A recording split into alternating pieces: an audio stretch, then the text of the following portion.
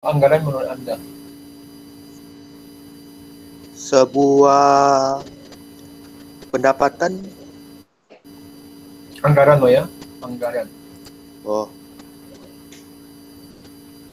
Bukan arti APBN ya. Saya mau tahu arti anggaran bagi Anda. Oke, uang minum yang dulu. dihabiskan Kita coba. untuk membeli sesuatu. Uang yang dihabiskan untuk membeli sesuatu itu anggaran. Ayo kita coba lagi ke Christian Kalisper.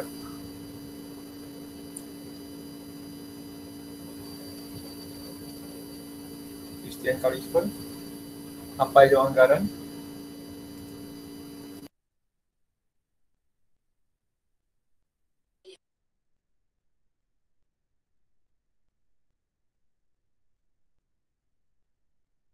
Ya Pak,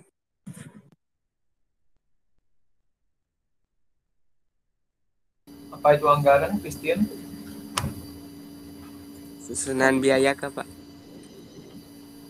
Dengan biaya. Oke, kita coba tanya Malvin Setiawan. Malvin, menurut Anda anggaran itu apa ya, Malvin? Anggaran itu biaya yang dikeluarkan Pak. Biaya yang dikeluarkan. Velika, kamu Velika anggaran itu apa? Ya Pak,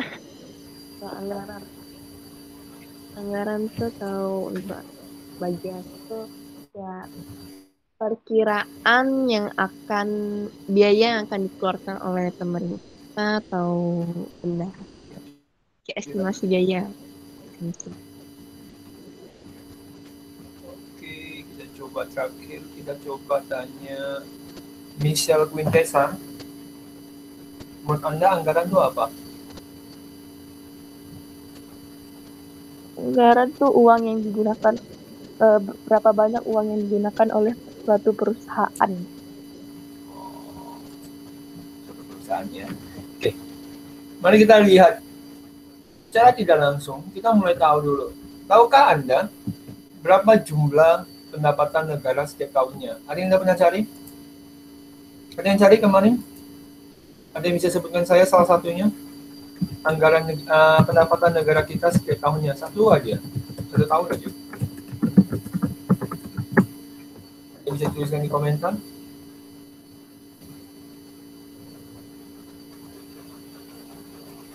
Ada yang dapat? Halo? Pendapatan negara kita setiap tahunnya.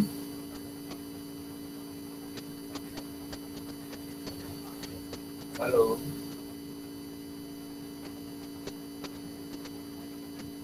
Mari kita lihat. Oke, pendapatan negara Indonesia berdasarkan tahun 2017, kalau secara diukur secara emas itu ada 1.842 ton emas atau 1.842.000 emas atau senilai dengan 1.753 triliun. Ya, itu pendapatan negara Indonesia 2017, 2018 makin meningkat, 2019 makin meningkat, 2020 makin meningkat. Negara kita punya pendapatan menurun tidak juga ya Pak ya? Iya memang tidak. Karena kopi dimulai setelah pembayaran pajak dilakukan, jadi tidak terlalu bermasalah. Dan toh ada bisnis yang masih tetap bisa berjalan gitu, pabrik juga tetap berjalan ya kemarin sampai sekarang. Ya, nah itu adalah pendapatan negara Indonesia. Di mana pendapatan negara Indonesia bukan coba pertanyaannya itu Vanesio. Yang saya tanya adalah pendapatan negara kita itu berapa sih, bukan dari mana. Oke. Nah, pendapatan negara Indonesia cukup tinggi, 2.232 triliun, 2.165 triliun, ya. Tapi kita masih perlu utang ya, masih perlu utang sama luar negeri. Nah, dari mana saja semua pendapatan negara kita? Nah, baru ini jawaban nih. Ada yang mau jawab? Dari mana aja semua pendapatan negara kita? Ada yang mau coba jawab? Oke, good. Pajak pastinya. Ada yang selain pajak? Ekspor impor, bagus, benar. Habis itu ada lagi hibah, benar sekali. Kita itu mendapatkan hibah.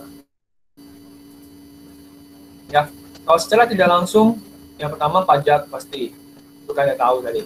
Yang kedua penerimaan bukan pajak seperti ekspor impor, ya ekspor impor yang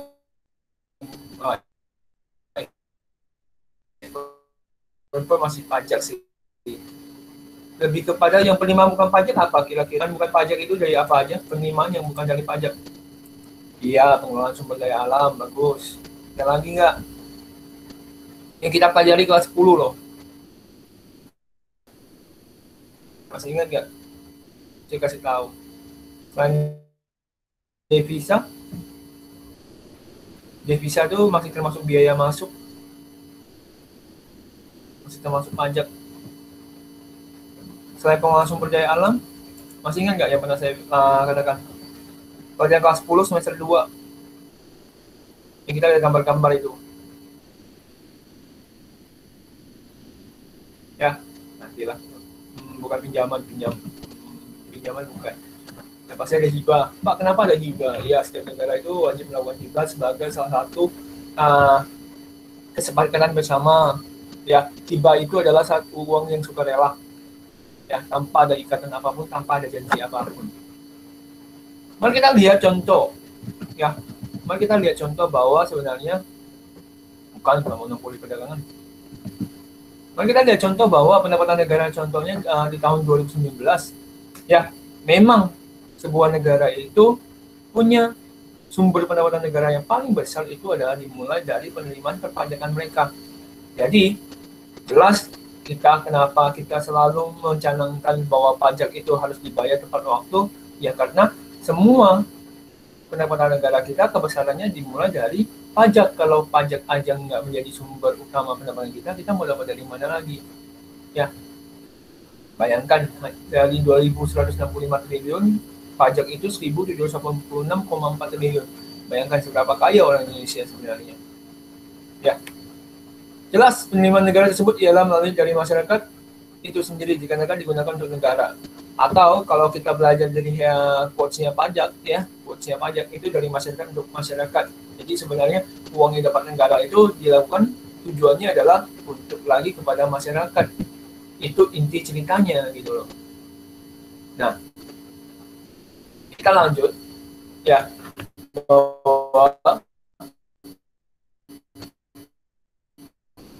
pendapatan negara yang kita bahas ada penerimaan pajak di dalam negeri punya, pajak penghasilannya yang sama yang kita dapatkan, PPN yang Anda dapatkan potongan misalnya masuk ke KFC dan segala macam. PPNBM adalah pajak pertambahan nilai barang mewah. Jadi kalau contohnya kalau kalian beli Lamborghini, beli Porsche, beli Ferrari, beli tas yang mewah, ya tas yang harganya 1-2 M, itu masih ada pajak PPNBM. PBB yaitu pajak bumi bangunan, BPHTB adalah pajak biasanya yang digunakan untuk membalikan surat hak milik tanah, ya biaya cukai dan pajak lainnya. Atau penerimaan pajak dari luar negeri, bea masuk kayak devisa atau pajak pungutan ekspor segala macam. Penerimaan bukan pajak tadi, penerimaan dari sumber alam, pengelolaan sumber alam. BUMN, labanya BUMN. Masih ingat kan waktu itu kita belajar tentang BUMN, Persero, itu apalagi Perum, kalau punya hasil itu diberikan kepada negara. Yang terakhir adalah pendapatan hibah, merupakan hasil dana sukarela yang dilakukan setiap negara yang memberikan tanpa ikatan apapun. Ya, oke. Sampai sini ada yang mau tanya dulu tentang pendapatan negara? Saya sengaja nggak bahas APBN terlebih dahulu. Tujuannya adalah saya mau lihat ini loh sebenarnya yang harus kalian tahu. APBN itu lebih kepada pendapatan sama belanja negaranya. Jadi nanti kita tinggal tambahkan kata anggaran di depannya. Oke, sampai sini ada yang mau tanya dulu?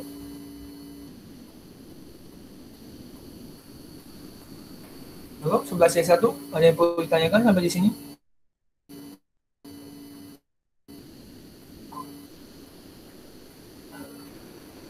Oke.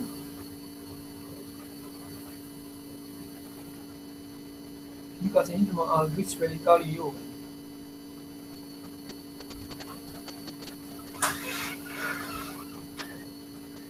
Kalau tidak ada, kita lanjut. Nah, sama. Ada yang dicari berapa belanja negara tiap tahunnya? Ada yang dapat bahwa belanja negara kita tiap tahunnya berapa?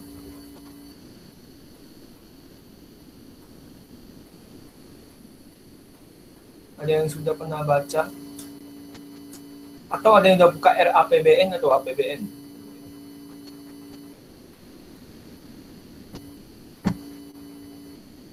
Ini percuma dong kemarin ceritanya lengkap ini.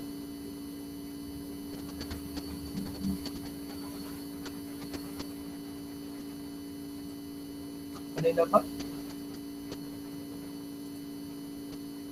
Wah, ini kayak Rio nih, belanja 2017, 2.133,3 triliun, benar. Ya, memang benar sekali bahwa belanja negara Indonesia tahun 2017 itu adalah sebesar 2.933,3 triliun. Mantap banget, pas lagi, benar jawabannya.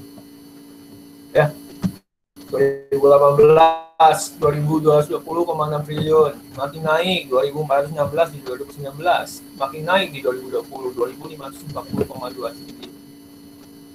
Ya, mari kita lihat. Kalau kayak gini, untung atau rugi nih negara Indonesia tiap tahunnya?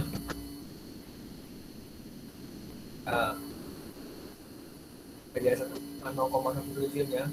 Ini kalau kita lihat nih, secara pendapatan sama belanja negara Indonesia, untung atau rugi?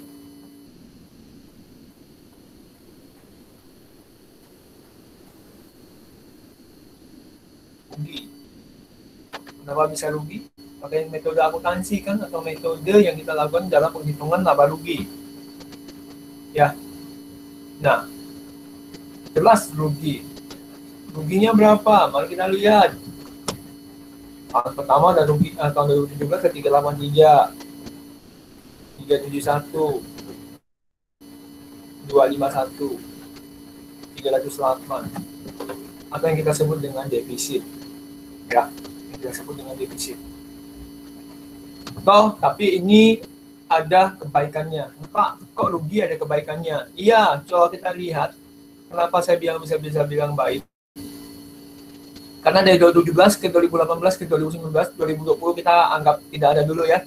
2017 ke 2018 ke 2019, negara sudah mampu menekan jumlah utang negara. Jumlah rugi negara, bukan jumlah utang. Jumlah rugi negara sudah bisa ditekan. Ya, jumlah rugi negara sudah bisa ditekan. Jadi ada kebaikannya. Ya, jadi tidak selamanya buruk defisit. Apalagi kayak negara kita yang disebut negara berkembang tidak selamanya disebut buruk, karena kita masih negara yang berkembang dan dengan memiliki utang yang cukup banyak. Ya. Negara beli apa saja? Apa yang negara beli? Apa yang negara beli?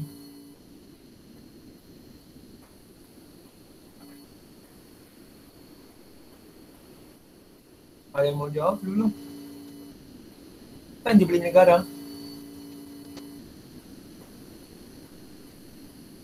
Kebutuhan makanan. Kebutuhan makanan seperti apa, Michael? Belanja pegawai. Nah, ada belanja pegawai. Belanja kebutuhan makanan juga ada, cuma sebutannya berbeda. Belanja modal.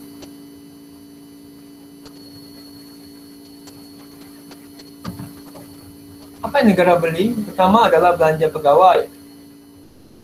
Belanja pegawai, menambah jumlah pegawai untuk melayani negara. Biasanya yang kita sebut dengan apa kalau belanja pegawai? Pegawai negara gitu kita sebut dengan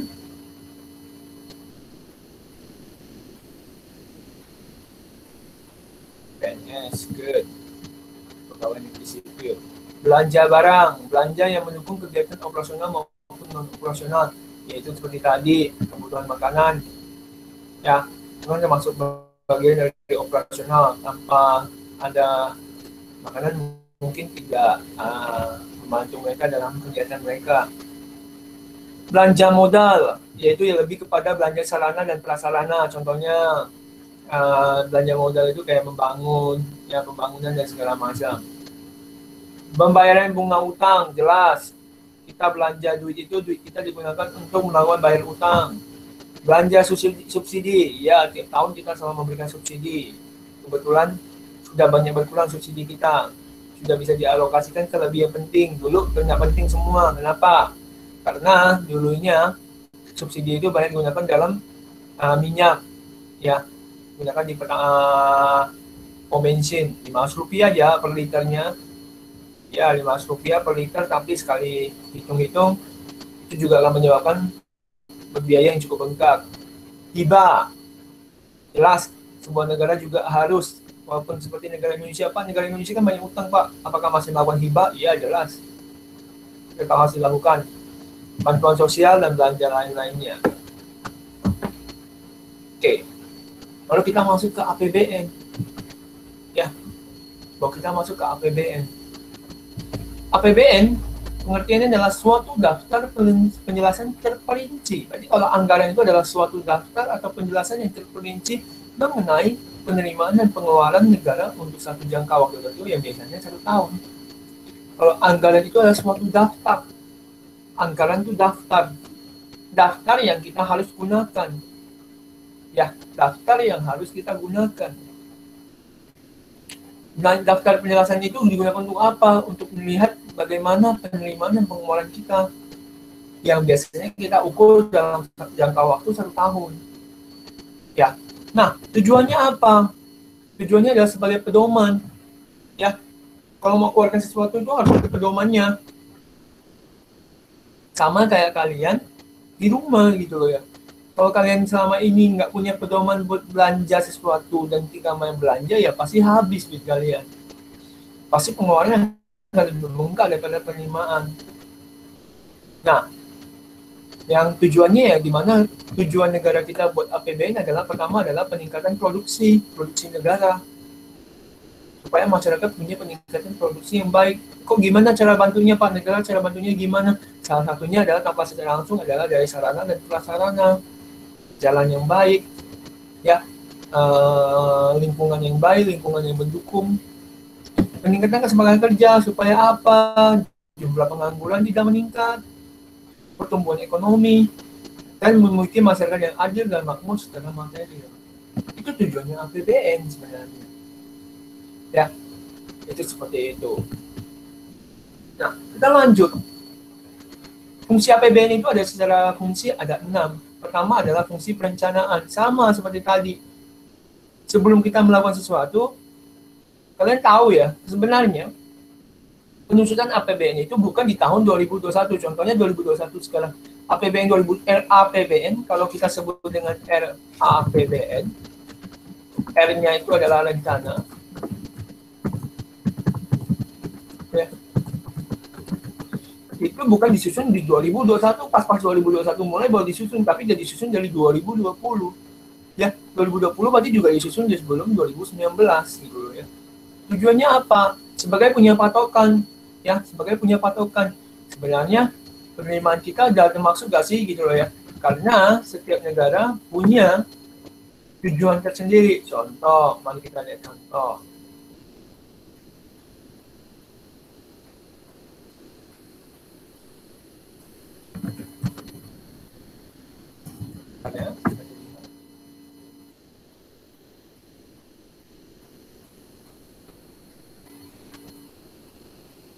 Pak, apakah APBN disusun secara sembarangan? Tidak.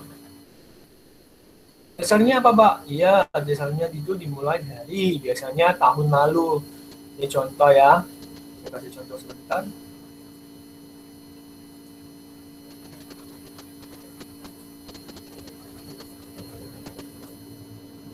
Contohnya, ini adalah APBN negara kita. Ya, ada RAPBN 2019 dan APBN 2019. Misalnya, Indonesia menargetkan 5,3% di 2019 terjadi, bagus berarti. Inflasinya cuma 3,5%, bagus berarti. Karena sesuai kan, rencana sama APBN-nya rupanya tercapai. Tuh contoh lainnya, nilai tukarnya 14.400, tapi terlajak sampai 15.000, berarti kurang bagus, berarti ada kesalahan. Tapi kesalahan itu bukan faktor dari Indonesia saja, tapi bisa aja dari faktor luar negeri dan segala macam. Harga minyak sesuai, berarti kebanyakannya sesuai. Apalagi lebih baik di bawah gitu ya. Pertumbuhan ekonominya lebih tinggi, inflasinya lebih rendah, nilai tukarnya lebih rendah, itu lebih baik. Ya. Atau APBN ditarikan 2.461. Ini dapatnya 2.461. Ditargetkannya di 2.439. Berarti masih bagus. Ya, kenapa belanja negara balik. RAPBN-nya 2.142 triliun. Yang dapatnya 2.165 triliun. Jadi kita dapat melebihi dari target. Berarti itu udah bagus. Ya, itu adalah salah satu contoh kalau kita lihat RAPBN. Ya, minggu depan tuh saya akan tanya kayak gini loh, di quiz ya. Minggu depan tuh kita ada quiz. Dia kan saya tanya, kalau misalnya, ya, ini pertanyaan saya ya. Kalau misalnya di RAPBN inflasi ditargetkan 6%, dan terjadi APBN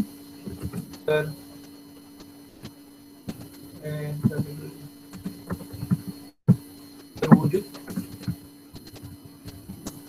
7%. Apakah bagus atau tidak bagi negara?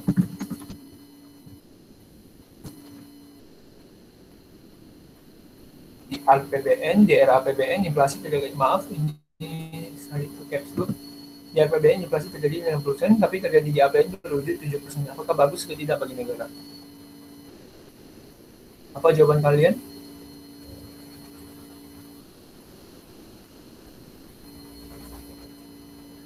Halo, 11C1.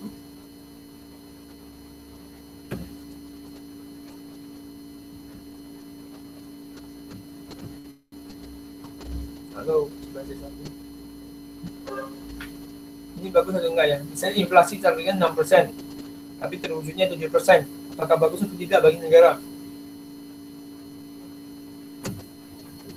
Halo, 11C1. Tidak. Nanti bagikan yang tinggal berikan alasan. Iya, benar tidak. Kenapa alasannya? Karena tingkat inflasi itu bukanlah salah satu perwujudan yang mewujudkan bahwa negara itu makin baik dan segala macam. Ya, dia harus ada alasannya. Kalau iya kenapa, kalau tidak kenapa. Oke, kita lanjut. Contoh, negara kita punya program penyusunan APBN. Dilihat dari apa aja program penyusunan APBN? Pertama, perumahan dan fasilitas umum. Tahu kan bahwa setiap tahunnya bahwa negara kita itu biasanya ada buat rumah yang namanya rumah subsidi.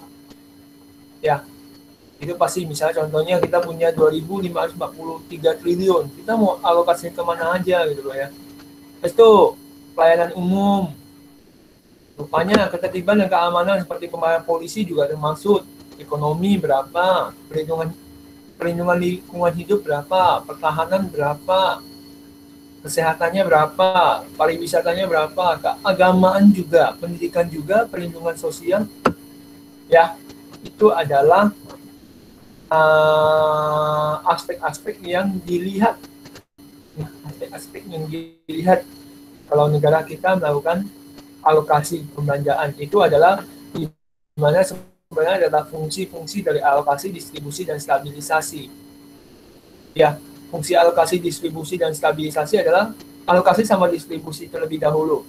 Alokasi dan distribusi itu lebih kepada penyebaran persentase yang baik.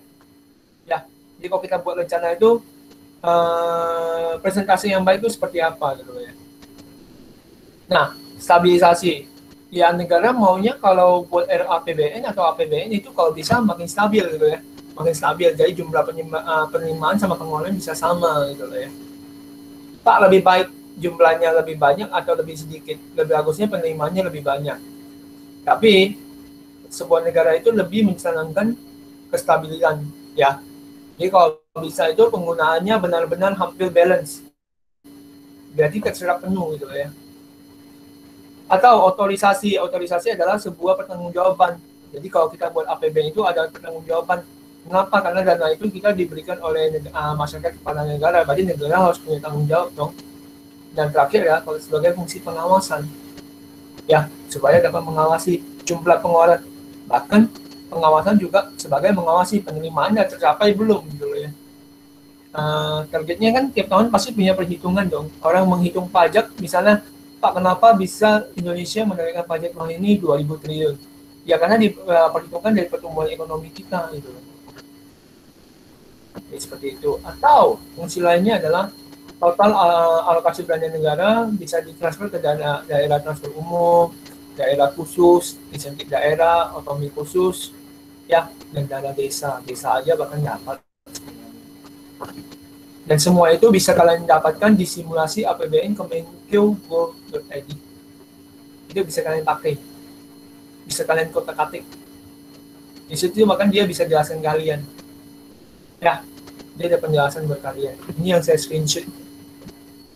Saya screenshot dari Kementerian Keuangan.go.id. Itu linknya ada saya kasih sebenarnya. Simulasi Kemenkeu.go.id. Nah, apa dasar menyusun APBN? Kalau dari tadi kita melihat RAPBN, APBN itu paling banyak disusun berdasarkan pertama pertumbuhan ekonomi. Harus ada asumsinya dulu. Ya, pertama berdasarkan tingkat pertumbuhan ekonomi. Kedua dari nilai tukar rupiah kurs, yang dimana kita patokannya adalah USD. Harga minyak mentah, lifting gas, ya lifting gas itu adalah gas bumi, inflasi, suku bunga menabung, dan lifting minyak. Ya, itu adalah salah satu dasar menyusun APBN. Ya, nah kalau biasanya kita sebut dengan asumsi dasar ekonomi makro. Ekonomi makro itu adalah ekonomi yang memperlihatkan keseluruhan negara. Kalau mikro, Pak, mikro itu adalah yang cuma melihat produsen, konsumen, dan distributor. Itu mikro. Dasar menyusun APBN lainnya adalah berdasarkan target pembangunan. Contohnya tingkat penganggurannya mau berapa, tingkat kemiskinan mau berapa, indeks pembangunan manusia mau berapa. Gini rasio nih. Ini nanti saya mau tanya ke kalian. Ini di kuis ada muncul ya. Carilah arti dari Gini rasio. Oke. Contoh lainnya adalah postur anggaran APBN kita. Ya. Saya mau tanya nih, kalau postur anggaran APBN kita 2020, ini kita untung atau rugi ya? Halo? Kalau dilihat dari postur APBN kita ini untung atau rugi? Ya bagus, rugi, pasti, udah jelas. Ya. Kalau secara kebijakan anggaran, negara kita itu punya 3 jenis anggaran. Bahkan kalau yang tadi itu kita sebut dengan anggaran defisit. Ya, rugi itu kita sebut dengan defisit.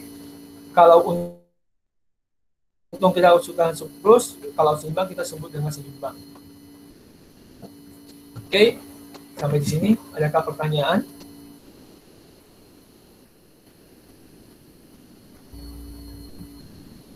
Handi, ada pertanyaan, Handi? Tidak, Pak. Pak Handi? Mantap. Jelas tadi? Handi? Jelas, Pak. Pak Handi? RAPBN itu apa, Handi? Kepanjangannya? RAPBN, Pak. Ya, betul. Ayo. Ini baru saja dilakukan. Pak Handi, RAPBN. R-nya aja dulu, R-nya. R-nya apa? Oh ya, D. Bentar, Pak. D. Cek Google oke.